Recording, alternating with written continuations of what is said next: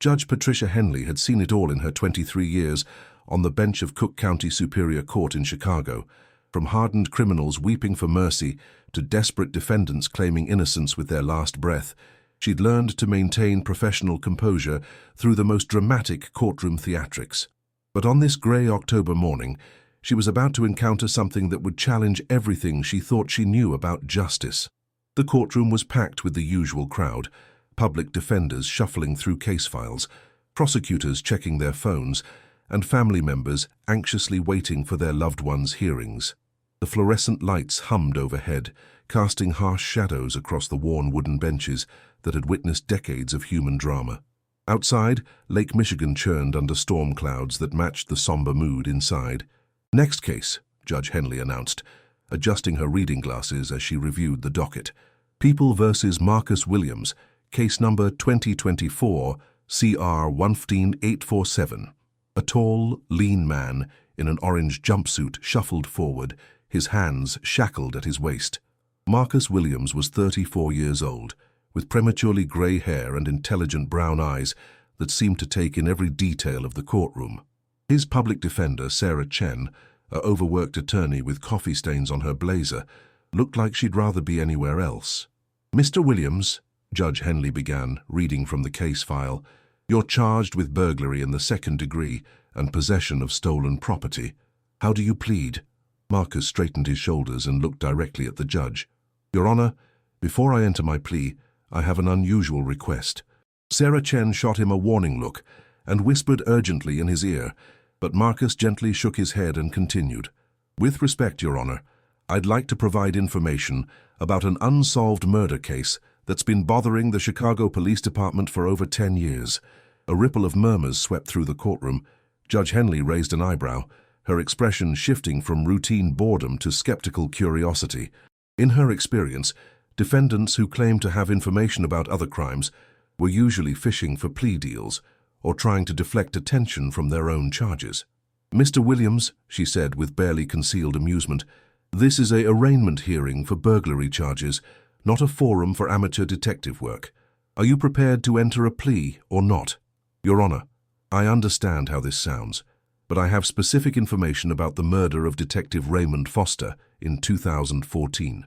Information that could finally bring his killer to justice." The courtroom fell silent. Judge Henley's expression grew serious. She remembered the Foster case. Every law enforcement officer in Chicago did. Detective Foster had been a 20-year veteran of the Chicago PD, found shot execution style in his car outside a Southside convenience store. The case had made headlines for months, spawning conspiracy theories and generating thousands of tips that led nowhere. It remained one of the department's most frustrating cold cases. "Ms. Chen," Judge Henley addressed the public defender, "did you advise your client about this strategy?" Sarah Chen looked mortified. "Your Honor, Mr. Williams insisted on making this statement against my counsel. I've advised him that this is neither the time nor the place for such claims." Judge Henley studied Marcus Williams carefully. Most defendants who claimed to have information about high-profile cases were either delusional or desperate, but something in Williams' demeanor gave her pause. He wasn't fidgeting or avoiding eye contact like most people who were lying. Instead, he stood calmly, waiting for her response with the patience of someone who had carefully planned this moment. "Mr. Williams, do you understand that making false claims about a police officer's murder is a serious matter? If you're attempting to manipulate this court or waste law enforcement resources, I will hold you in contempt and add additional charges." "I understand completely, Your Honor. I'm not looking for a plea deal or special treatment. I just want Detective Foster's family to have closure, and I want his killer to face justice. I've been carrying this information for 3 years, ever since I learned the truth, and I can't stay silent anymore." The sincerity in his voice was unmistakable. Judge Henley glanced at the prosecutor, Assistant District Attorney Michael Torres, who was frantically texting someone, probably trying to contact the detective division about this unexpected development. "Mr. Williams, what makes you think you have information that trained detectives haven't been able to uncover in 10 years? Marcus took a deep breath. "Because I was there the night Detective Foster was killed, Your Honor, not as a participant but as a witness. And the person who killed him is someone the police would never suspect, someone who's been hiding in plain sight for a decade." Judge Henley felt a chill run down her spine. The courtroom was so quiet she could hear the rain pattering against the tall windows. Every person in the room seemed to be holding their breath, waiting to see what would happen next. "Your Honor," Ada Torres stood up, his phone still buzzing with incoming messages. "I request a brief recess to contact the appropriate authorities about Mr. Williams's claims." Judge Henley nodded slowly, her mind racing. In 23 years on the bench, she'd never encountered anything quite like this. A burglary defendant claiming to be an eyewitness to one of Chicago's most notorious unsolved murders. It sounded like the plot of a bad television show, but something about Marcus Williams' calm confidence suggested this was no performance. Chapter 2. The Detective's Interest. During the 15-minute recess, the courtroom buzzed with excited whispers as word spread about the unusual development. Judge Henley retreated to her chambers, sipping coffee and trying to process what had just happened. Through her window, she could see the Chicago skyline disappearing into the gray October mist, and she wondered if this dreary morning was about to become one of the most significant days of her judicial career. A knock on her door interrupted her thoughts. "Come in." Bailiff Tom Rodriguez entered, followed by a woman in her 50s with short auburn hair and sharp green eyes. She wore a navy blazer over dark jeans and moved with the confident stride of someone accustomed to taking charge of situations. "Your Honor," Rodriguez said, "this is Detective Lisa Morrison from Chicago PD's Cold Case Division. She'd like to speak with you about the Williams matter." Detective Morrison stepped forward and extended her hand. "Judge Henley, I appreciate you taking the time to see me. I was in the building on another case when I heard about Williams' claims regarding the Foster murder." Judge Henley shook the detective's hand, noting the firm grip and direct gaze. "Detective Morrison, in all my years on the bench, I've never had a defendant volunteer information about a cold case during an arraignment. What's your take on this?" Morrison's expression was serious, but intrigued. "The Foster case has been my primary focus for the past 2 years. I've interviewed hundreds of witnesses, followed thousands of leads and reviewed every piece of evidence multiple times. If Williams genuinely has new information, it could be the break we've been waiting for. You think he's credible?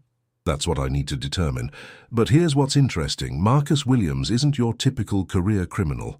His record shows 3 minor arrests over the past 5 years, all for non-violent property crimes. No history of violence, no known gang affiliations, no drug charges. He's what we call a survival criminal, someone who commits petty crimes to get by, not for profit or thrills." Judge Henley reviewed Williams' file on her computer screen. "His record does seem consistent with someone who's homeless or struggling with employment." "Exactly. And here's the kicker. In 2014, around the time of Foster's murder, Williams was living in a homeless encampment about 6 blocks from where Foster's body was found. If he was in that area regularly, it's plausible he could have witnessed something." Morrison pulled out her phone and showed Judge Henley a photograph of Detective Raymond Foster, a stocky man in his 40s with kind eyes and a friendly smile. "Foster was a good cop, Your Honor. 20 years on the force, commendations for community service, never had a single brutality complaint. He was working a case involving corruption in city contracts when he was killed. The timing wasn't coincidental.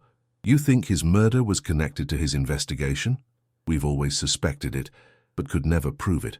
Foster was getting close to exposing a network of city officials and contractors who were skimming millions from public works projects. His death effectively ended that investigation." Judge Henley studied the photograph, thinking about the weight of unsolved cases and the families left without answers. "What do you need from me, Detective?" "Permission to interview Williams immediately.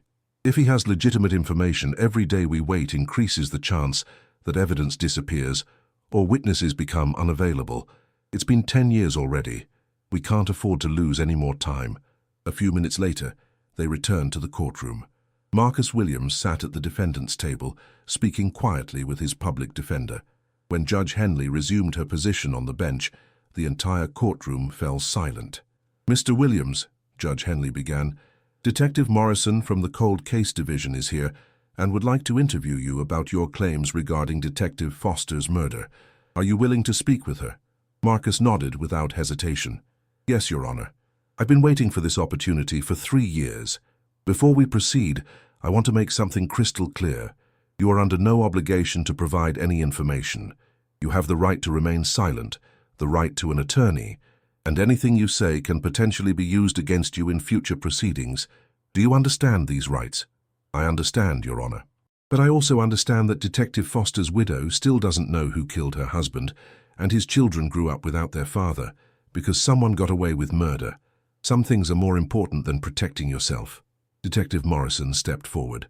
Mr. Williams, I need you to understand that if you're wasting my time or providing false information, I will pursue charges for obstruction of justice and filing false police reports. This isn't a game. Marcus met her gaze steadily. Detective, I've carried this secret for 3 years. Every time I see Detective Foster's picture in the newspaper or on TV during the anniversary coverage, I think about his family and what they don't know. I'm ready to tell you everything. Judge Henley felt a strange mixture of skepticism and hope. Very well. Detective Morrison, you may interview Mr. Williams, but I want to be kept informed of any developments. And, Mr. Williams, your arraignment is postponed pending the outcome of this investigation. As the courtroom began to empty, Judge Henley watched Marcus Williams being led away in handcuffs. He walked with the same calm dignity he'd shown throughout the hearing, as if he'd finally found peace after carrying a terrible burden. Detective Morrison gathered her files and prepared to leave. Before exiting, she turned back to Judge Henley. Your Honor, in 25 years of police work, I've learned to trust my instincts about people. And my instincts tell me that Marcus Williams is about to change everything we thought we knew about Raymond Foster's murder. As the courtroom doors closed, Judge Henley realized that what had started as a routine burglary arraignment had just become something far more significant. The question now was whether Marcus Williams was about to solve one of Chicago's most notorious cold cases, or whether he was simply a desperate man spinning an elaborate lie. Either way, she was about to find out. Chapter 3. The witness Detective Morrison led Marcus Williams into interview room 3 at the Chicago Police Department's Harrison District Station. The small windowless room contained only a metal table, 3 chairs, and a recording device that had witnessed countless confessions, lies, and revelations over the years. The fluorescent light overhead cast harsh shadows across Marcus's face as Morrison settled across from him, a thick folder containing the Foster case files within easy reach. Before we begin, Morrison said, adjusting the recording equipment, I want you to understand that this conversation is being recorded and may be used in legal proceedings. You've waived your right to have an attorney present, but you can request one at any time. Are you clear on that? Marcus nodded. I'm clear, Detective. I've been thinking about this conversation for 3 years. I'm ready. Morrison opened the Foster file and spread several crime scene photographs across the table. October 23, 2014. Detective Raymond Foster was found shot twice in the head while sitting in his unmarked police vehicle outside Murphy's convenience store on 47th and State Street. Time of death was estimated between 10:30 and 11 p.m. Tell me what you know about that night. Marcus studied the photographs without flinching, his expression growing somber. I was living in a camp under the Pershing Road Bridge at that time, about 6 blocks from Murphy's store. That night, I was walking back from the food kitchen at St. Catherine's Church when I saw something that didn't make sense. What did you see? Detective Foster's car was parked outside Murphy's, but he wasn't alone. There was another car there, a black Lincoln Town car with tinted windows. I thought it was strange because Detective Foster was just sitting in his car, not getting out, like he was waiting for someone. Morrison leaned forward, her interest piqued. You knew it was Detective Foster's car. How? I'd seen him around the neighborhood plenty of times. He wasn't like the other cops who just drove through. Foster would actually stop and talk to people, ask if they needed help. He gave me $20 once when I was really hungry. Good man. Marcus's voice carried genuine respect and sadness. Continue with what you saw that night. Marcus took a deep breath. I was about half a block away, staying in the shadows because, well, when you're homeless, you learn to avoid drawing attention. I watched as someone got out of the Lincoln and approached Foster's car. The person went to the passenger side and got in. Can you describe this person? That's where it gets complicated, Detective. At first, I thought it was just another cop. The person was wearing what looked like a police uniform and moved with authority. But something felt wrong about the whole situation. Morrison made notes as Marcus spoke. Wrong how? Foster looked nervous. Even from a distance, I could see his body language was tense. He kept looking around, checking his mirrors. This wasn't a friendly meeting. How long were they in the car together? Maybe 10 minutes. Then I heard the shots, 2 quick pops. The person in the uniform got out, looked around to make sure no one was watching, and walked back to the Lincoln. That's when I got a better look. Morrison's pen stopped moving. And? Marcus met her eyes directly. Detective, the person who killed Raymond Foster was a woman. Mid-40s, short blonde hair, average height. She moved like someone with military or police training. Controlled, efficient, no wasted motion. The room fell silent, except for the hum of the recording equipment. Morrison had reviewed every aspect of the Foster case multiple times, and the possibility of a female killer had never been seriously considered. All the evidence had pointed toward gang activity or corruption-related violence involving male perpetrators. Marcus, this is crucial. Are you absolutely certain the shooter was a woman? I'm certain. When she walked back to the Lincoln, she passed under one of the streetlights. I saw her face clearly. She was white, blonde, wearing what looked like a Chicago PD uniform. But here's the thing that's bothered me for 3 years. She didn't act like someone who had just committed murder. She was calm, methodical, like this was just another job. Morrison pulled out a laptop and began scrolling through police personnel records. Was there anything distinctive about her appearance? Scars, tattoos, anything that would help identify her? She had a small scar on her left cheek, maybe an inch long, and she wore her hair in a tight bun, very professional looking. But, Detective, there's something else you need to know. What? Marcus hesitated, as if weighing the consequences of his next words. After she got back in the Lincoln, she made a phone call. I couldn't hear what she said, but the timing suggests she was reporting that the job was done. This wasn't a random killing or a crime of passion. It was a planned execution. Morrison felt her pulse quicken. If Marcus was telling the truth, everything the department had assumed about Foster's murder was wrong. Did you see the license plate on the Lincoln? Partial. The last 3 digits were 847. I remember because it was the same as the area code where I grew up. Morrison was already typing the information into the computer system. Marcus, why didn't you come forward with this information in 2014? Why wait 3 years? Marcus's expression grew pained. Detective, who was going to believe a homeless man claiming he witnessed a police officer being murdered by another police officer? I had no evidence, no proof, just my word against the entire Chicago PD. And honestly, I was scared. If this woman was willing to kill a 20-year veteran detective, what would she do to a homeless witness? The logic was sound, and Morrison understood the complex relationship between the homeless community and law enforcement. Trust was rare, and self-preservation often trumped civic duty. What changed? Why come forward now? 2 things. First, I got clean and started trying to rebuild my life. I found steady work and a place to live. I'm not invisible anymore. Marcus paused, his voice growing emotional. But the real reason is that I saw Mrs. Foster at a memorial service for her husband last month. She was still crying, still asking questions about who killed him and why. I realized that my fear was keeping a killer free and a family in pain. Morrison closed the laptop and leaned back in her chair. Marcus, if what you're telling me is true, you've just provided the first real lead in the Foster case in over 8 years. But I need you to understand something. Investigating a police officer for murder is extraordinarily complex and dangerous. Are you prepared for what that means? I understand the risks, Detective. But I also understand that doing the right thing isn't always safe or easy. Detective Foster died trying to expose corruption. The least I can do is help catch his killer. Morrison gathered the files and stood up. I'm going to need you to work with a sketch artist to create a composite of the woman you saw, and I'll need you to go through every female officer who was on the force in 2014. This is going to take time and absolute discretion. Detective, there's one more thing. Marcus reached into his pocket and pulled out a small piece of paper. I wrote down everything I could remember about that night, including the exact time, weather conditions, and sequence of events. I've been carrying this for 3 years, waiting for the right moment to come forward. Morrison unfolded the paper and read Marcus's careful handwriting. The level of detail was impressive. Times recorded to the minute, descriptions of clothing and vehicles, even notes about the direction of the wind and the position of streetlights. This wasn't the rambling account of someone seeking attention. It was the methodical record of a trained observer. Marcus, one final question. Are you absolutely certain you're prepared to testify about what you saw, knowing that it could put your life in danger?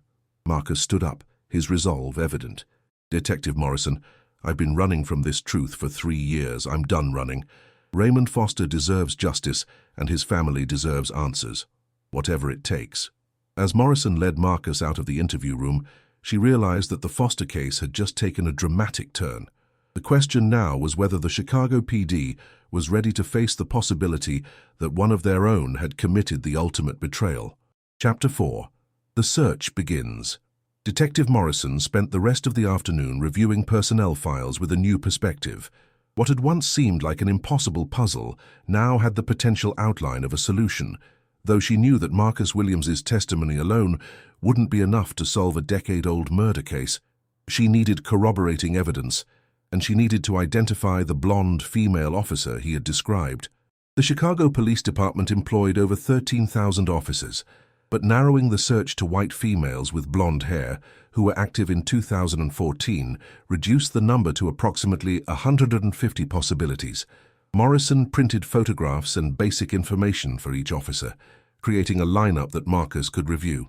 Her computer chimed with an incoming email from the forensics lab. Dr.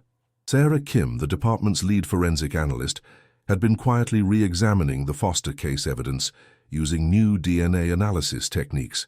Morrison opened the attachment and felt her heart skip a beat. Unidentified female DNA found on Foster's passenger door handle. Sample insufficient for CODIS database comparison in 2014, but new amplification techniques have produced a partial profile suitable for comparison if suspect identified. Morrison immediately called Dr. Kim. "Sarah, it's Lisa Morrison. I just saw your email about the Foster case DNA. How reliable is this new profile?" "It's a partial profile, so not definitive for court purposes," Dr. Kim explained, "but it would be sufficient to exclude suspects or provide supporting evidence if we had a match. The interesting thing is that this DNA was definitely not from any of the known individuals who had contact with Foster's vehicle during the investigation. So we're talking about someone who was in direct physical contact with the car the night of the murder. Almost certainly, the DNA degradation patterns are consistent with exposure that night, not contamination from later investigation. Lisa, do you have a new lead on this case?" Morrison chose her words carefully. "Potentially.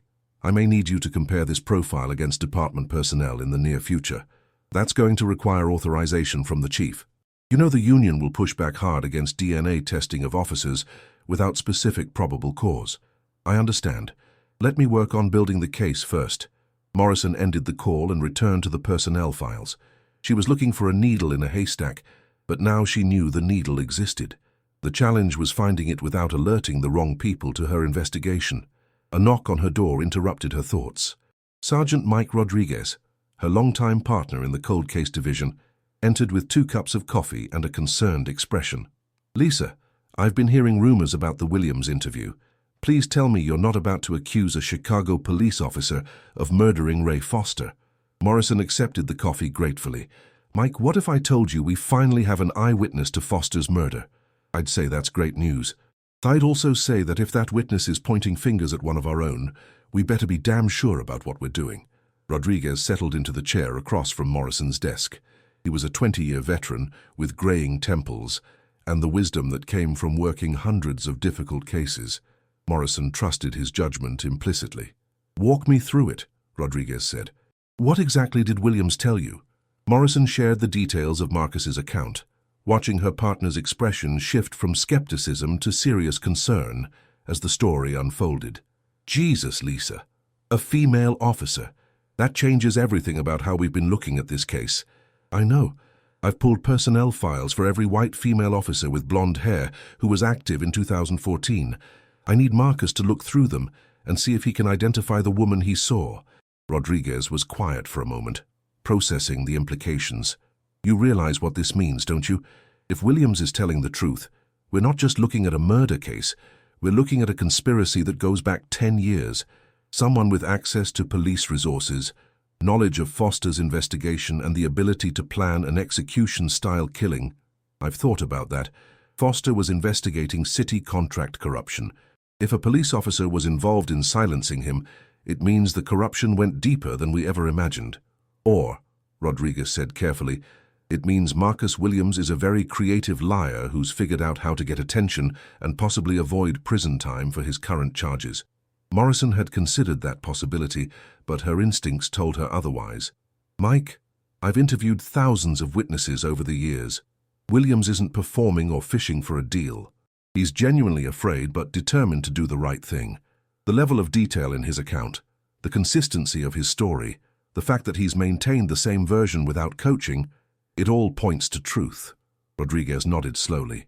Okay, assuming he's telling the truth, what's our next move? First, I want him to review the personnel files and see if he can identify the shooter. Then I want to cross-reference which officers had access to Foster's investigation details. The killer knew where he'd be that night, which means someone with inside information was involved. That's going to be a short list. Foster was working solo on the corruption case because he didn't trust anyone in the department. Morrison pulled up Foster's case files on her computer. Not entirely solo. He had to report to Captain Martinez, and he was coordinating with the FBI's Public Corruption Unit. There were also at least 3 other detectives who knew he was meeting with confidential informants. Lisa, if you're right about this, we're about to step into a minefield. Investigating police officers for murder isn't just career suicide. It's actually dangerous. People who kill cops to cover up corruption don't hesitate to kill other cops. Morrison understood the risks, but she also understood her obligation to the truth. Mike, Ray Foster was our colleague. He was murdered while investigating corruption that was stealing money from the people of Chicago. If we don't pursue this, because it's dangerous or politically difficult, what does that say about what we stand for? Rodriguez finished his coffee and stood up. It says we're human beings who want to keep breathing. But you're right, this is what the job is supposed to be about. He paused at the door. I'm with you, Lisa. But we do this carefully, quietly, and we cover each other's backs every step of the way. After Rodriguez left, Morrison returned to the personnel files. Somewhere in the stack of photographs was the face of a woman who had looked Raymond Foster in the eye and pulled the trigger twice. A woman who had spent 10 years walking the halls of the Chicago Police Department, carrying the badge and weapon of justice while knowing she was a cold-blooded killer. Morrison's phone rang, interrupting her thoughts. The caller ID showed Judge Henley's clerk. Detective Morrison? Judge Henley would like to see you in her chambers at 4:00 p.m. She's asking for an update on the Williams matter. Tell her I'll be there, Morrison replied, checking her watch. She had 1 hour to decide how much she was willing to reveal about an investigation that was about to turn the Chicago Police Department upside down. As she gathered the personnel files, Morrison realized that what had started as a routine cold case review was about to become the most important investigation of her career. The question was whether she would live long enough to see it through to the end. Chapter 5. The Identification. At exactly 4:00 p.m., Detective Morrison knocked on Judge Henley's chamber door, carrying a secure briefcase containing the personnel files and Marcus Williams's signed statement. The judge's office was a sanctuary of dark wood and leather-bound law books, a stark contrast to the harsh fluorescent lighting of the courtroom and police station. Detective Morrison, please sit down, Judge Henley said, gesturing to one of the comfortable chairs facing her desk. I've been thinking about this morning's events all day. In 23 years on the bench, I've never seen anything quite like what happened in my courtroom. Morrison settled into the chair, choosing her words carefully.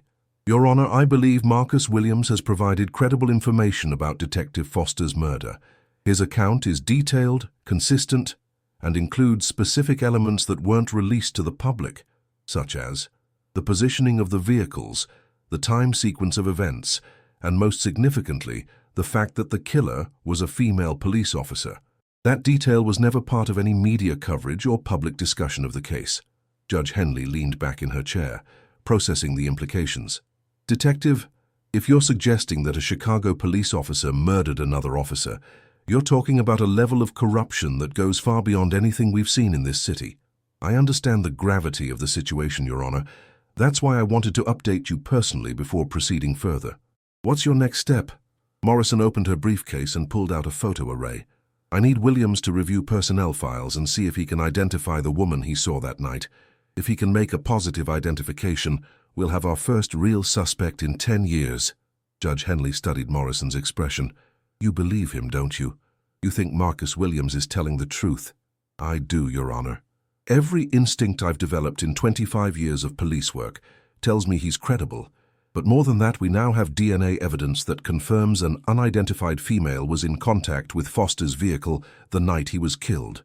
DNA evidence? That wasn't in the original investigation reports. New forensic techniques have allowed us to develop a partial profile from evidence that was insufficient in 2014. If Williams can identify a suspect, we can request DNA comparison for confirmation. Judge Henley was quiet for several minutes, clearly weighing the legal and political implications of what Morrison was proposing. Detective, you realize that investigating a police officer for murder will require extraordinary discretion and ironclad evidence. The slightest procedural error could destroy the case and end careers. I understand, Your Honor, but I also understand that if we don't pursue this lead, Raymond Foster's killer remains free, and his family never gets justice. Proceed with the identification process, Detective, but I want to be kept informed of every development. And Morrison. Judge Henley's expression grew stern. If this investigation uncovers what I think it might, you'll need protection. People who kill police officers to cover up corruption don't hesitate to kill again. 2 hours later, Morrison sat across from Marcus Williams in a different interview room, this one equipped with better lighting for photo identification procedures. She had arranged the personnel photos in groups of 6, following standard police lineup protocols to ensure any identification would be legally admissible. Marcus, I'm going to show you several groups of photographs. Take your time with each one. If you see the woman you witnessed at Foster's murder, tell me immediately. If you're not certain, that's okay too. False identification is worse than no identification. Marcus nodded, his expression serious and focused. I understand, Detective. I've been carrying this woman's face in my memory for 3 years. I'll know her when I see her. Morrison placed the first group of 6 photos on the table. Marcus studied each face carefully, taking nearly a minute per photograph. He shook his head. None of these women. The second group yielded the same result, as did the third and fourth. Morrison began to worry that her theory was wrong, that perhaps Marcus had been mistaken about the killer's identity or appearance. Then she placed the 5th group on the table. Marcus's reaction was immediate and visceral. His body tensed, his breathing quickened, and his finger moved directly to the photograph in the upper right corner. That's her. That's the woman who killed Detective Foster. Morrison looked at the photograph Marcus had identified. The woman was attractive, with short blonde hair and sharp blue eyes. She wore her uniform with military precision, and her expression conveyed confidence and authority. The nameplate on her uniform read, Detective K. Sullivan.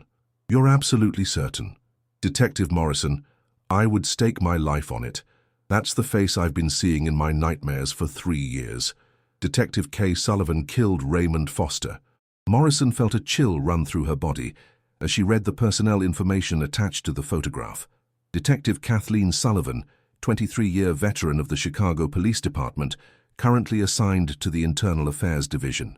Commendations for bravery, leadership awards, spotless disciplinary record, and most troubling of all, in 2014, she had been assigned to the Public Corruption Unit, giving her direct access to Foster's investigation. Marcus, I need to ask you one more time. Are you willing to testify under oath that Detective Kathleen Sullivan is the person you saw murder Raymond Foster? Marcus met her gaze steadily. Detective Morrison, I've spent 3 years living with the knowledge that a killer was walking free. If testifying against Detective Sullivan means justice for Raymond Foster and his family, then yes, I'm prepared to testify. Morrison gathered the photographs and secured them in her briefcase. Marcus, what I'm about to tell you is crucial for your safety. Detective Sullivan currently works in Internal Affairs, which means she has access to information about ongoing investigations. We have to assume that she'll learn about this identification, possibly within hours. Marcus's face paled slightly. What does that mean for me? It means you're now a material witness in a police murder case, and the suspect has the resources and training to eliminate threats. We're going to move you to protective custody immediately. Morrison made a series of phone calls, arranging for Marcus to be transferred to a secure facility outside Cook County. As they waited for the transport team, Marcus sat quietly, seemingly processing the magnitude of what he had just set in motion. Detective, he said finally, when I saw Mrs. Foster crying at that memorial service, I made a promise to myself that I would find the courage to come forward. I know this is dangerous, but keeping silent for 3 more years would be worse than any risk I'm facing now. An hour later, as Morrison watched the unmarked van carrying Marcus Williams disappear into Chicago traffic, she realized that the easy part was over. Now came the challenge of building a case against a decorated police detective who had spent 10 years perfecting her cover story and who possessed the skills and resources to destroy evidence and eliminate witnesses. Morrison returned to her car and immediately called Rodriguez. "Mike, I need you to meet me at the office. Marcus made a positive identification, and we have a serious problem." "How serious?" Morrison started her engine and checked her rearview mirror, a habit that would become obsessive over the coming days. "The suspect is Detective Kathleen Sullivan from Internal Affairs. She was assigned to public corruption in 2014, which means she had access to Foster's investigation." The line was quiet for several seconds. "Jesus Christ, Lisa. Sullivan? She's been investigating police misconduct for 5 years. If she's dirty, how many cases has she compromised? How many officers has she destroyed to cover her tracks? That's what we need to find out. But Mike, we have to assume she's going to learn about this identification. We need to move fast and we need to be careful. Sullivan knows how investigations work. She knows how to destroy evidence, and she's already killed one cop." As Morrison drove through the darkening Chicago streets, she couldn't shake the feeling that she was being watched. Detective Kathleen Sullivan had spent 10 years believing she had committed the perfect murder. Now that belief was about to be shattered, and Morrison knew that desperate people with nothing left to lose were capable of anything. The hunt for Raymond Foster's killer was about to become a deadly game of cat and mouse, with Morrison and Marcus Williams as the prey. Chapter 6. The Hunter Becomes Hunted Detective. Kathleen Sullivan sat in her Internal Affairs office at 35th and Michigan, reviewing disciplinary cases with the same methodical attention to detail that had made her one of the department's most respected investigators. At 48, she had built a reputation as an incorruptible officer who pursued misconduct cases with relentless determination. Her colleagues respected her, her superiors trusted her, and her record was spotless. What none of them knew was that Kathleen Sullivan was the most dangerous person in the Chicago Police Department. Her computer chimed with an incoming secure email marked Urgent Confidential. The message was from a contact in the Records Division who had been feeding her information for years, information that had allowed her to stay ahead of any investigation that might threaten her carefully constructed life. K. Thought you should know that Cold Case Detective Morrison pulled personnel files this afternoon for all white female officers active in 2014. Your file was included. Source says it's related to the Foster case. Be careful. R. Sullivan read the message twice before deleting it permanently. After 10 years of silence, someone was finally looking in the right direction. She opened another encrypted application on her computer and typed a brief message. Package may be compromised. Initiate containment protocols. The response came within minutes. Understood. Resources available if needed. Sullivan closed the application and leaned back in her chair, her mind racing through possibilities and contingencies. Raymond Foster's murder had been planned to look like a random killing, and for a decade the deception had held. But now someone was asking the right questions, and that meant the careful structure she had built was in danger of collapsing. Her phone rang, interrupting her thoughts. The caller ID showed Detective Morrison's extension. Sullivan. Detective Sullivan, this is Lisa Morrison from Cold Case. I hope you don't mind me calling, but I'm working on an old case and I could use some insight from Internal Affairs. Sullivan's pulse quickened, but her voice remained perfectly calm. Of course, Detective Morrison. What can I help you with? I'm reviewing the Raymond Foster murder from 2014.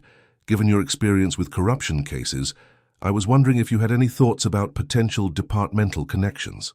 The irony was almost amusing. The killer being asked to help catch herself.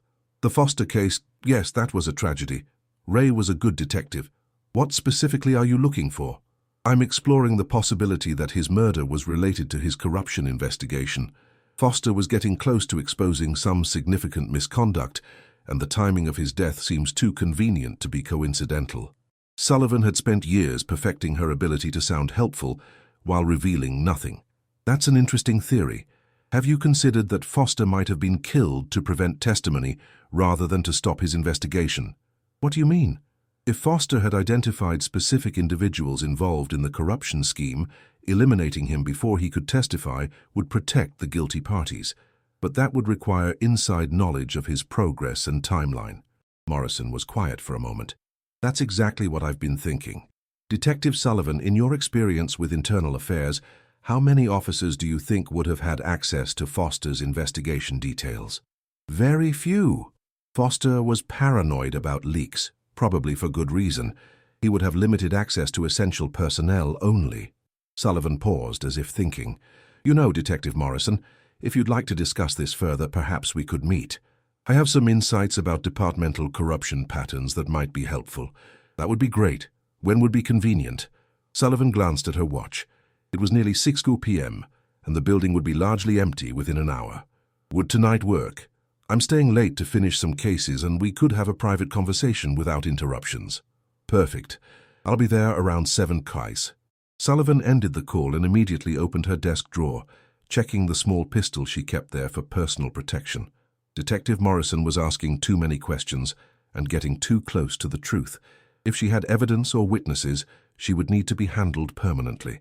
The decision to kill Raymond Foster 10 years ago had been purely professional. He was threatening an operation worth millions of dollars, and his death was simply a business necessity. Foster's murder had allowed the corruption scheme to continue for another 5 years before it was quietly dissolved, and its participants moved into other lucrative ventures. But Morrison's investigation threatened more than money. It threatened Sullivan's freedom, her reputation, and the network of corrupt officials who had trusted her to eliminate the Foster problem permanently. Sullivan pulled out her secure phone and sent a text message. Meeting with Morrison tonight, 7 p.m. May need cleanup afterward. The response was immediate. Team standing by. Remove all evidence. At 6:45 p.m., Morrison parked outside the police headquarters building, noting that most of the windows were dark and the parking lot was nearly empty. She had spent the afternoon researching Detective Sullivan's background and found nothing suspicious, a model officer with an exemplary record and no apparent connection to corruption. But something about their phone conversation had bothered her.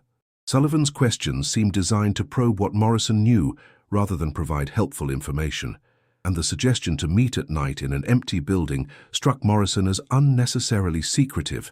Morrison checked her service weapon and made sure her radio was functioning.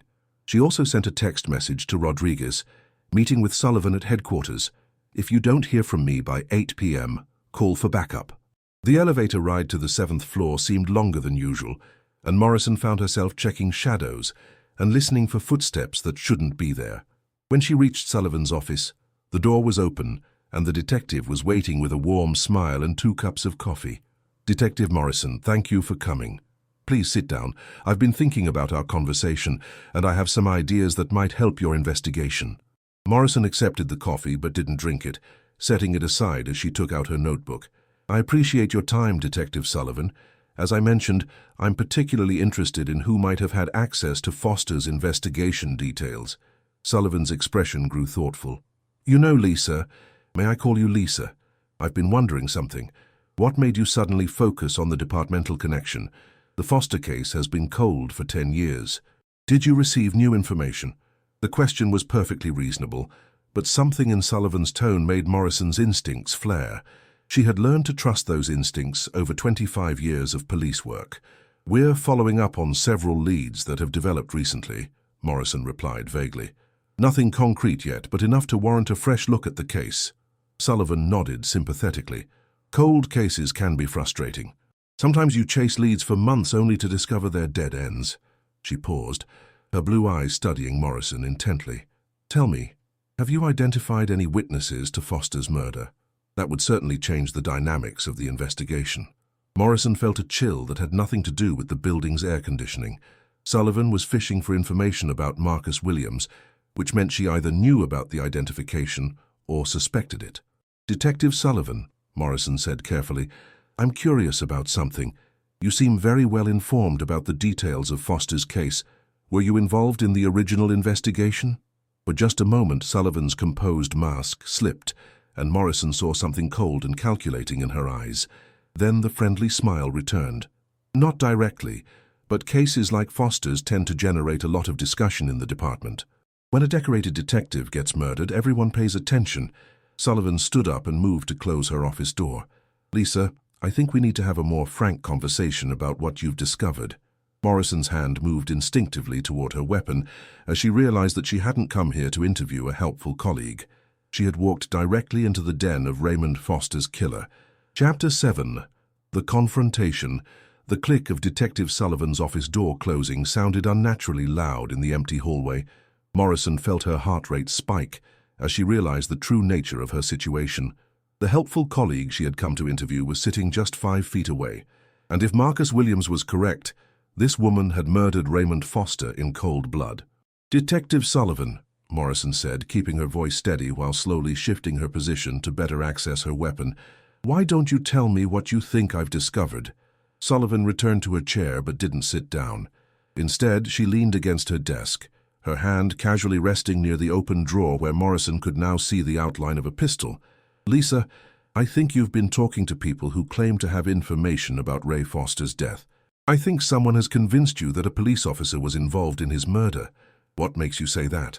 Because you pulled personnel files for female officers today. Because you've been asking questions about departmental access to Foster's investigation. And because you're sitting in my office at 7 p.m. instead of home with your family." Sullivan's smile had disappeared entirely, replaced by the cold calculation Morrison had glimpsed moments before. Morrison made a quick decision. She was in immediate danger, but she might also be in the best position she would ever have to get a confession from Foster's killer. She activated the recording app on her phone, keeping it concealed beneath her notepad. "Detective Sullivan, are you saying you know something about Foster's murder that wasn't in the official reports?"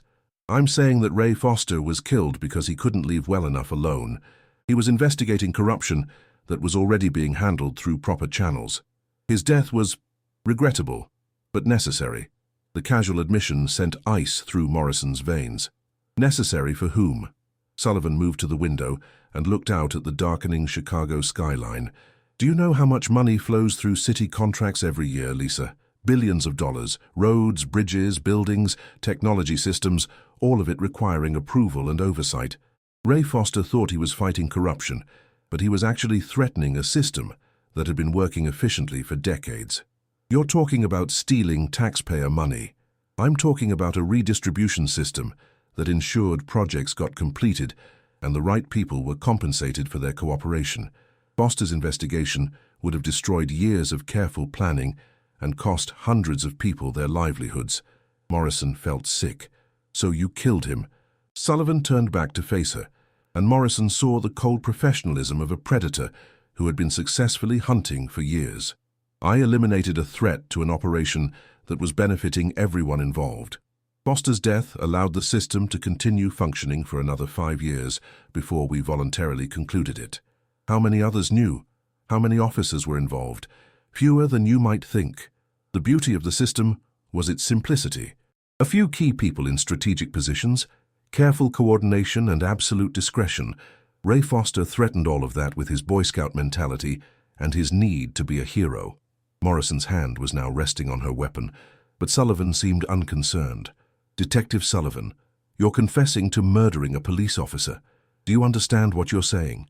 "I understand exactly what I'm saying, Lisa. The question is whether you understand your situation." Sullivan opened her desk drawer fully, revealing not just her service weapon, but also a burner phone. "You see, when I received word that someone was looking into Foster's death again, I made some preparations." "What kind of preparations?"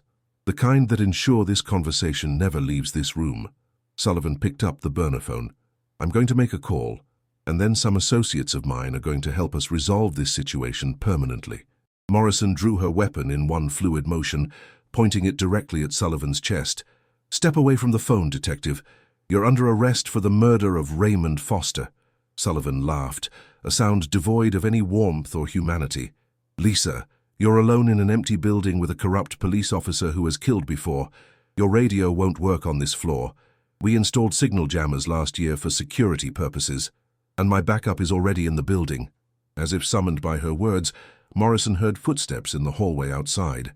Heavy, purposeful steps that suggested multiple people moving with tactical precision. "You have 2 choices," Sullivan continued, now pulling her own weapon. "You can surrender your gun and come with us quietly, or you can resist and we'll make this look like a tragic confrontation with a disturbed officer who had become obsessed with a cold case." Morrison kept her weapon trained on Sullivan while backing toward the office's second exit, a door that led to a conference room. "There's a third choice, Detective. I can arrest you, testify about your confession, and make sure you spend the rest of your life in prison. With what evidence? Your word against mine? A homeless man's testimony about something he claims to have seen 10 years ago? Sullivan shook her head. Even if you had concrete proof, Lisa, you'll never live long enough to present it. The footsteps in the hallway had stopped, and Morrison could hear whispered conversations just outside Sullivan's door. She was outnumbered, outgunned, and trapped in a building where her radio wouldn't function. But she also had something Sullivan didn't know about. Her phone was still recording, and Rodriguez would come looking for her if she didn't check in by 8 p.m. Detective Sullivan, before your friends break down that door, I want you to know something. Marcus Williams didn't just identify you from a photo array. We also have DNA evidence from Foster's car. Your DNA. For the first time, Morrison saw genuine surprise in Sullivan's eyes. That's impossible, I was careful. New forensic techniques, Detective. Technology you couldn't have anticipated 10 years ago. We have enough evidence to destroy you, and that evidence is already in federal hands. It was a lie, but Morrison hoped it would buy her precious time. Sullivan's confident demeanor wavered slightly as she processed this new information. You're bluffing. Am I? How else would we have known to focus on female officers? How else would Marcus Williams have been able to identify you specifically? Morrison continued backing toward the conference room door. It's over, Kathleen. The best thing you can do now is surrender and cooperate. Sullivan's response was to raise her weapon and point it directly at Morrison's head. The best thing I can do is eliminate the last threat to my freedom. The conference room door exploded inward as 3 men in tactical gear burst through, weapons drawn. Morrison dove behind Sullivan's desk as gunfire erupted, the sound deafening in the enclosed space. But the shots weren't aimed at Morrison. They were aimed at Detective Kathleen Sullivan. As smoke and confusion filled the office, Morrison heard a familiar voice shouting, "Chicago PD, drop your weapons!" Rodriguez and a federal tactical team had arrived just in time. But as Morrison looked around the destroyed office, she realized that Detective Sullivan was nowhere to be seen. In the chaos of the gunfight, Raymond Foster's killer had escaped once again. Chapter 8. The hunt intensifies. The police headquarters building swarmed with federal agents, crime scene technicians, and emergency responders as Morrison sat in an ambulance, being treated for minor cuts from flying glass. The firefight in Sullivan's office had lasted less than 2 minutes, but it had transformed the 7th floor into a war zone. "Lisa, thank God you're okay," Rodriguez said, approaching with FBI Special Agent Maria Santos, who Morrison recognized from Joint Task Force operations. "When you didn't check in at 8 p.m. and we couldn't reach you on radio, I knew something was wrong. How did you find me so fast?" Agent Santos answered, "Detective Rodriguez contacted us immediately after your missed check-in. We've been monitoring Detective Sullivan for the past 6 hours based on your identification report." Morrison looked up sharply. "You've been watching Sullivan since when?" "Since Marcus Williams identified her this afternoon. The FBI has had an open file on the corruption scheme that Foster was investigating. We never had enough evidence to act, but Williams's testimony finally gave us probable cause." Rodriguez pulled out his notepad. "Lisa, we need to know everything that happened in that office. Sullivan confessed to Foster's murder. She did more than confess. She bragged about it. She described Foster's death as necessary and talked about the corruption operation like it was a legitimate business." Morrison accepted a bottle of water from a paramedic. "Mike," she had backup waiting in the building. "This isn't just about one corrupt detective. We're looking at an organized criminal operation with significant resources." Agent Santos nodded grimly. "That confirms our suspicions. The corruption scheme Foster was investigating generated over $50 million in fraudulent contracts between 2012 and 2019.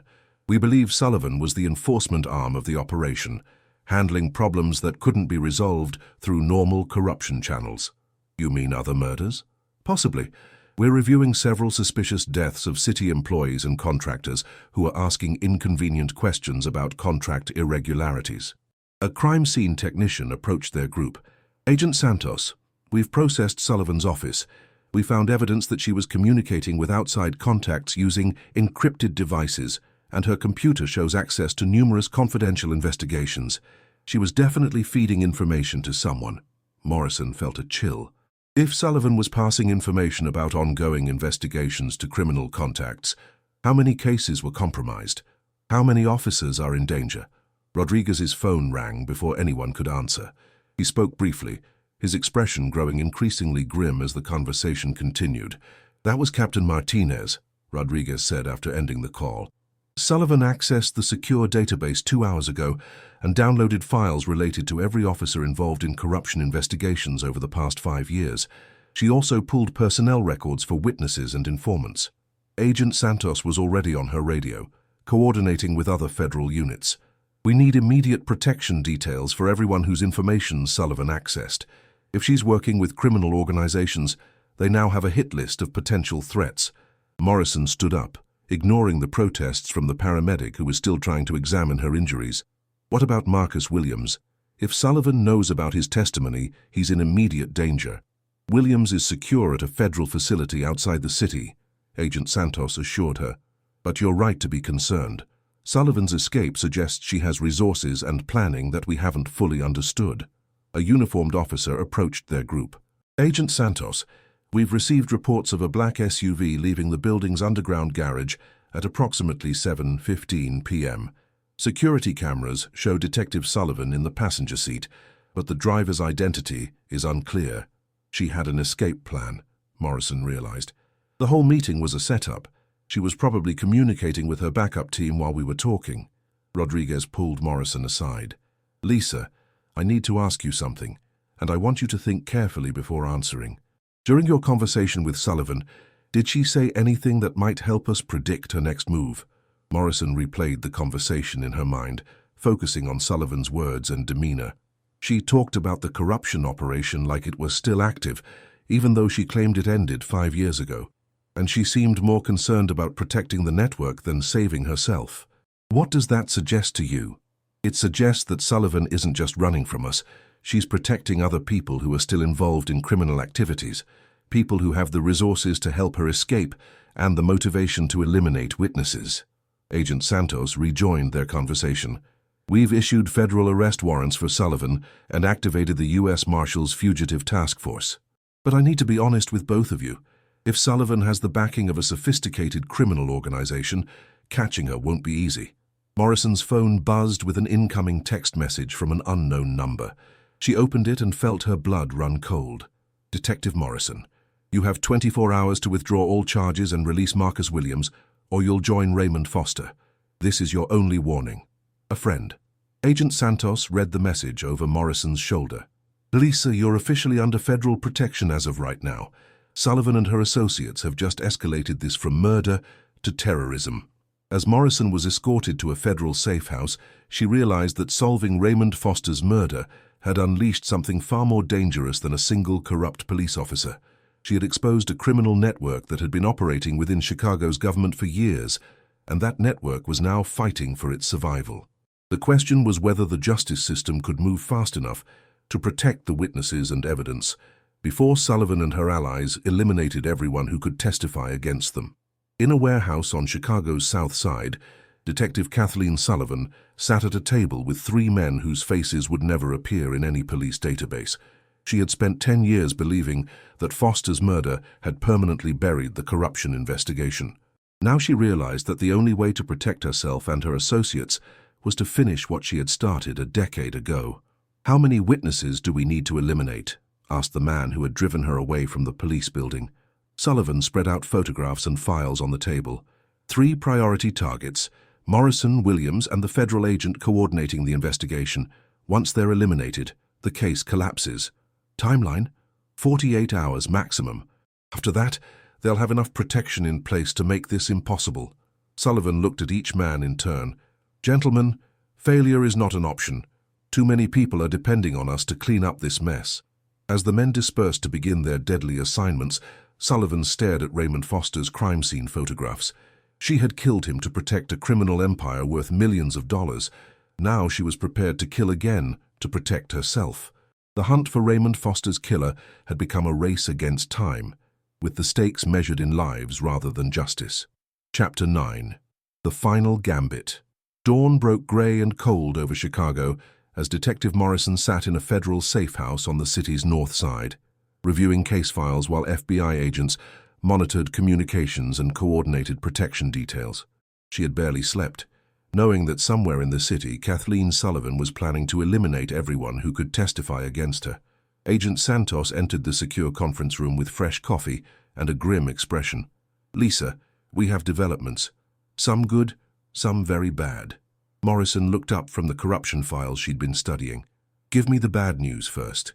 2 hours ago, someone attempted to break into the federal facility where Marcus Williams is being held. The attempt was thwarted, but it confirms that Sullivan's network has significant resources and intelligence capabilities." Jesus. Is Marcus safe? For now. We've moved him to a more secure location that even I don't know about.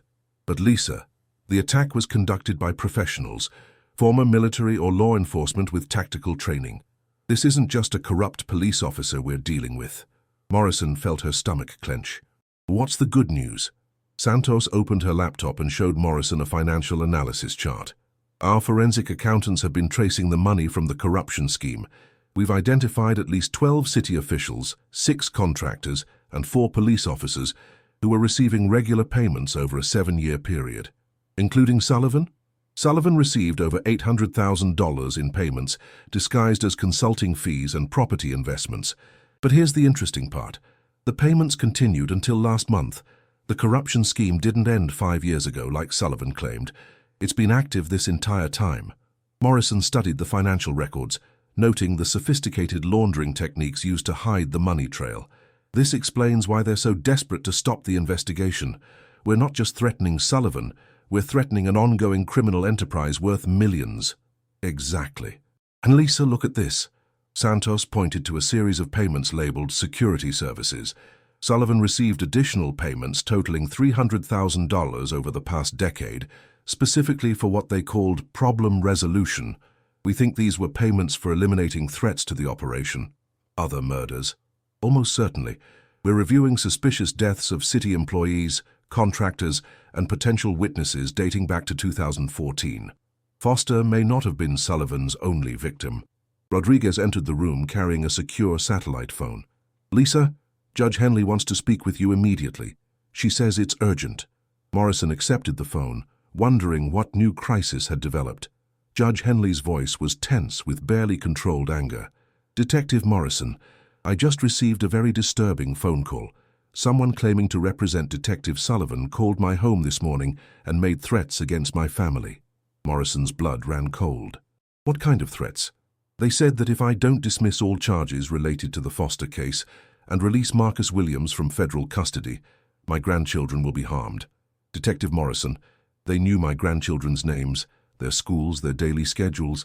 These people have been watching my family." Agent Santos was already on her radio, coordinating protection for Judge Henley's family members. Morrison tried to keep her voice calm.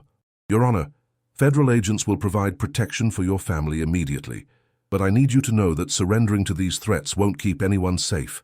Sullivan and her associates are killing people to cover up a massive criminal conspiracy." "I understand that, Detective, but I also understand that my 8-year-old granddaughter shouldn't have to pay the price for doing justice." Judge Henley's voice broke slightly. "What options do we have?" Morrison looked at Agent Santos, who was coordinating multiple protection details while tracking Sullivan's network. "Your Honor, give us 24 hours. We're close to identifying the entire criminal organization. If we can arrest the key players simultaneously, we can end this threat permanently.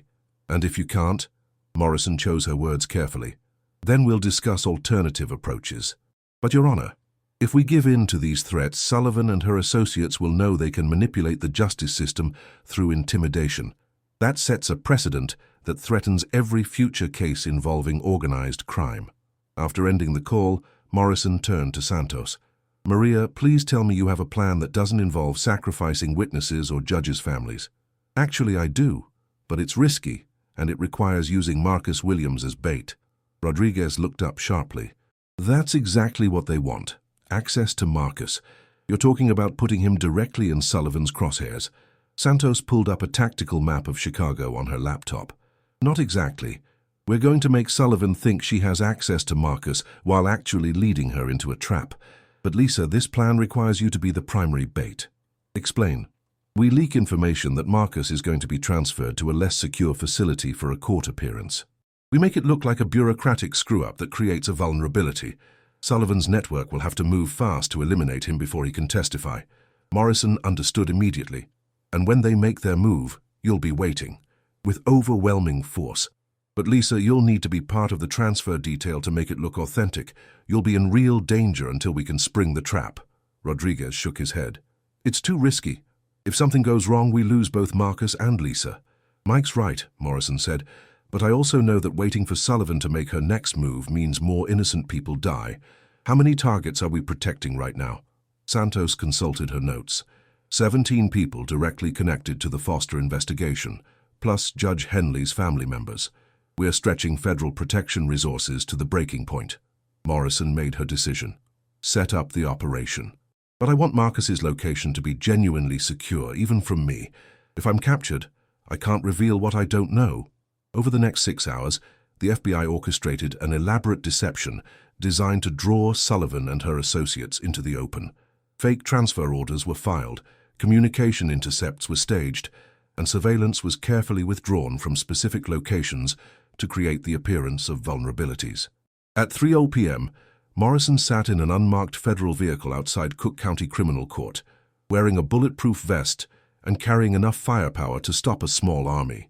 In the seat beside her was a federal agent disguised as Marcus Williams, complete with realistic makeup and clothing that matched Williams' description. "Target acquired," came the voice through Morrison's earpiece. "Black SUV approaching from the north. 3 additional vehicles converging on your position." Morrison felt her pulse spike as she realized Sullivan's network was about to make their move. "Maria, please tell me you have overwhelming backup in place." 36 federal agents in position. "Lisa, as soon as shooting starts, get your head down and let us handle this." The first shots came from a rooftop sniper, shattering the rear window of Morrison's vehicle. But instead of the chaos Sullivan expected, she found herself surrounded by federal agents who had been waiting for exactly this moment. The gunfight lasted 7 minutes and ended with 4 arrests and 1 fatality. But when the smoke cleared, Kathleen Sullivan was not among the captured. "She wasn't here," Agent Santos reported grimly. "Sullivan sent her associates but stayed away herself." Morrison realized they had won a battle, but not the war. Sullivan was still free, still dangerous, and now she knew that law enforcement was anticipating her moves. "Maria, what's our next option?" Santos was already coordinating with federal marshals and local police. "We keep the pressure on until she makes a mistake. But Lisa Sullivan is running out of assets and options. When desperate criminals get cornered, they become even more dangerous." As evening fell over Chicago, Morrison knew that the final confrontation with Raymond Foster's killer was still ahead, and she suspected that when it came, only one of them would survive. Chapter 10. Justice Delivered. 3 days after the failed ambush, Detective Morrison sat in Judge Henley's courtroom for what would become the most important hearing of her career. The past 72 hours had been a relentless hunt through Chicago's criminal underworld, as federal agents systematically dismantled Sullivan's network of corrupt officials and hired killers. Marcus Williams sat in the witness box, no longer the nervous defendant who had first approached the court with an impossible story. Under federal protection, he had transformed into a confident witness whose testimony was about to destroy a criminal conspiracy that had operated for over a decade. "Mr. Williams," Adia Torres began, "please tell the court what you witnessed on the night of October 23, 2014. Marcus's voice was clear and steady as he recounted the events that had haunted him for 10 years. The courtroom was packed with reporters, law enforcement officials, and family members of Raymond Foster, all waiting to finally hear the truth about his murder. "I saw Detective Kathleen Sullivan approach Detective Foster's vehicle, enter the passenger side, and approximately 10 minutes later shoot him twice in the head before returning to her own vehicle and driving away." The gallery erupted in whispers and gasps. Judge Henley called for order as Marcus continued his testimony, describing in precise detail the sequence of events that had ended Raymond Foster's life. "Mr. Williams," Torres continued, "are you absolutely certain that Detective Sullivan was the person you saw that night?" "I am certain beyond any doubt. I identified her from police photographs, and I would recognize her anywhere. Detective Sullivan murdered Raymond Foster, and I watched it happen." The defense attorney for the corruption network's remaining defendants tried to attack Marcus's credibility, but his testimony held firm under cross-examination. Morrison watched from the gallery, knowing that Marcus's courage was finally bringing justice to Raymond Foster's family. Agent Santos approached Morrison during a recess. "Lisa, we've got her." Morrison felt her heart skip. "Sullivan. 20 minutes ago, federal marshals arrested her at O'Hare Airport, trying to board a private jet to a non-extradition country. She was carrying false identification and over $500,000 in cash." Morrison closed her eyes, feeling a mixture of relief and exhaustion. "Is she talking?" "She's demanding a lawyer, but her arrest triggered cooperation from 3 other defendants, who are now providing detailed testimony about the corruption scheme. We're looking at RICO charges that could put the entire network away for life." When court resumed, Ada Torres called Detective Morrison to the stand to describe the investigation that had uncovered the truth about Foster's murder. As Morrison raised her right hand to be sworn in, she looked across the courtroom and saw Raymond Foster's widow sitting in the front row, tears streaming down her face. "Detective Morrison," Torres began, "please tell the court how Marcus Williams' testimony led to the arrest of Detective Kathleen Sullivan for the murder of Detective Raymond Foster." Morrison described the investigation methodically, from Marcus's initial revelation through the DNA evidence, the personnel file review, and Sullivan's ultimate confession during their confrontation in her office. "Detective, in your professional opinion, was Raymond Foster murdered to prevent him from exposing police corruption?" "Yes." Detective Foster was investigating a criminal conspiracy involving city officials, contractors, and police officers who were stealing millions of dollars from taxpayers. His murder was ordered to protect that conspiracy and allow it to continue operating. When Morrison finished her testimony, Judge Henley addressed the packed courtroom. "Ladies and gentlemen, what we have witnessed here today is both a tragedy and a triumph. The tragedy is that Detective Raymond Foster was murdered by someone who had sworn the same oath to serve and protect that he had.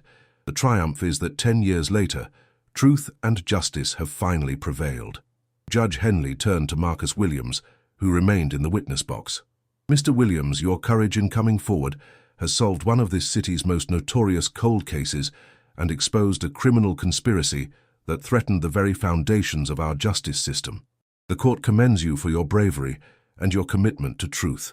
As the hearing concluded, Morrison walked outside into the Chicago sunshine for the first time in days without looking over her shoulder for threats. The corruption network had been destroyed, Sullivan was in federal custody awaiting trial, and Raymond Foster's family finally had answers. Rodriguez joined her on the courthouse steps. "Lisa, it's over. Sullivan's lawyer is already talking about a plea deal. She's looking at life without parole, and she knows it." Morrison nodded, but her thoughts were on the broader implications of what they had uncovered. "Mike, this case taught me something important. Justice isn't just about solving crimes. It's about protecting the people who have the courage to speak truth to power." 3 months later, Detective Kathleen Sullivan was sentenced to life in prison without the possibility of parole for the murder of Detective Raymond Foster. 12 other defendants received sentences ranging from 10 to 30 years for their roles in the corruption conspiracy. Marcus Williams was released from all charges related to his burglary case and received a $50,000 reward from the city for his assistance in solving Foster's murder. He used the money to start a small business and began speaking at police academies about the importance of protecting witnesses who come forward with information about crimes. Detective Morrison was promoted to lieutenant and assigned to lead a new joint federal-local task force focused on police corruption.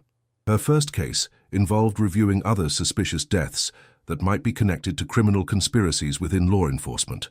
Judge Henley returned to her courtroom with a new appreciation for the complexity of justice and the courage required to pursue it in the face of threats and intimidation. She continued to serve with distinction, always remembering the day when a homeless man's impossible story led to the solution of a decade-old murder. On a warm spring evening, Morrison attended the dedication of a memorial garden honoring Detective Raymond Foster. His widow approached her after the ceremony. "Detective Morrison, I wanted to thank you for never giving up on Ray's case. For 10 years, I wondered if his killer would ever be caught.